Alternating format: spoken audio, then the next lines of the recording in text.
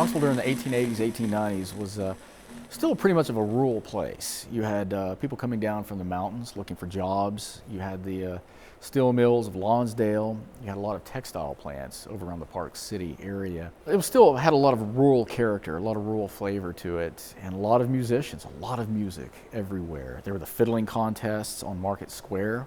Back then there was a great big a building called the Market House that actually had an auditorium, and folks would come from miles around to participate in these fiddling contests. Not only was it a rural place, it happened to be an urban area at the same time. So you had these two factions going on at once. You had the opera and you had fiddling contests. Very unique city, Knoxville, during that time.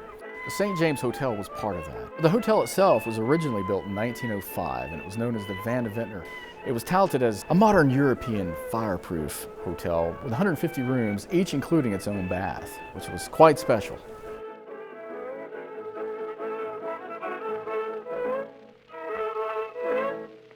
Brunswick-Vocalion company out of Chicago, they were primarily known for making billiard tables, but they were manufacturing a lot of different things.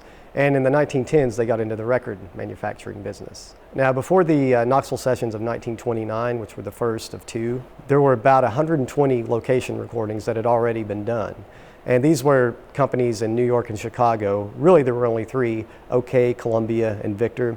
And what they decided is that instead of having artists come up to New York or Chicago to record, they would go out in the field and record them with portable recording equipment. And they went all over. They went over the South, the Southwest, recording a wide variety of music. And in 1927, the famous Bristol Sessions happened. Victor went to Bristol, Tennessee, and recorded what became known as the Big Bang of country music. Columbia Records saw this and thought it was pretty interesting, so they went down to Johnson City to do something similar. Well, by 1928, Brunswick-Vocalion had got into the field recording business, so they chose Knoxville as sort of like the next logical hillbilly or old-time music location to record in.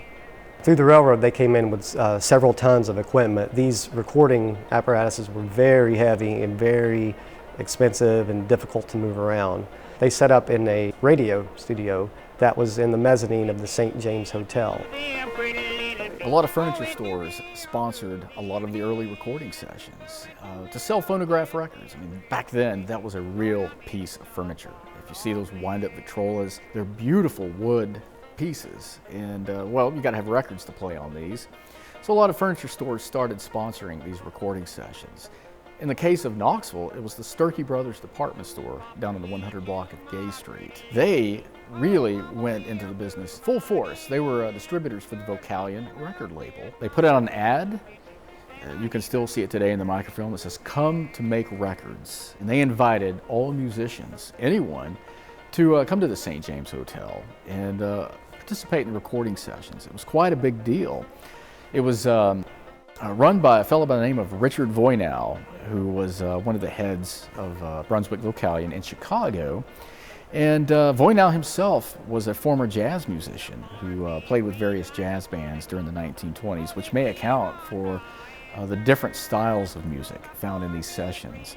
Bill Brown had participated in the Columbia Johnson City sessions before, and he was great to have as a producer for these recordings. He, of course, was Atlanta-based, but he was familiar with Southerners and the South, shared the same sense of humor. He was able to draw out musicians during the recording sessions, make them feel comfortable, make them feel at home.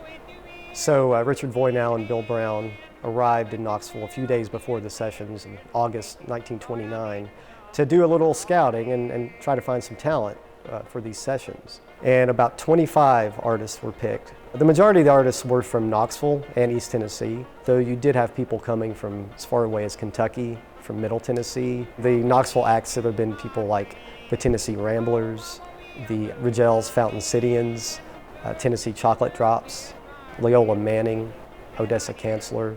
From Middle Tennessee, you had the Perry County Music Makers. Uncle Dave Macon came.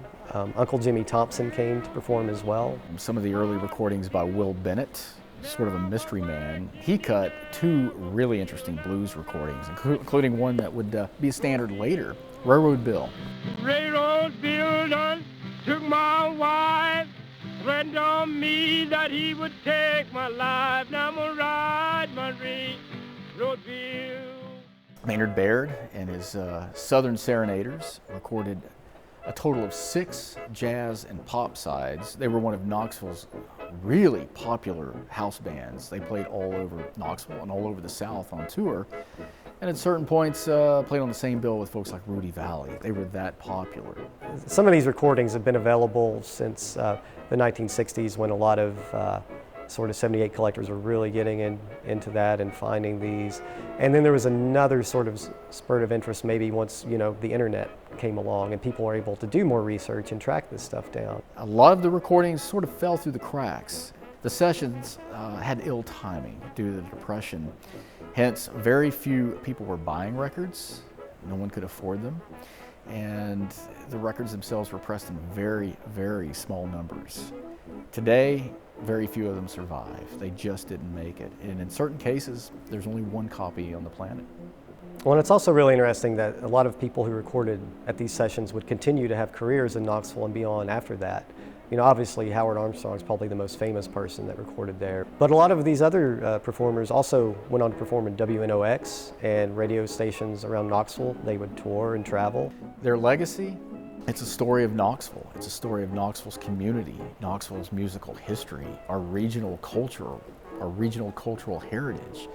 That is the legacy of this music. It's carried on music from 85 years ago and captured it for posterity today.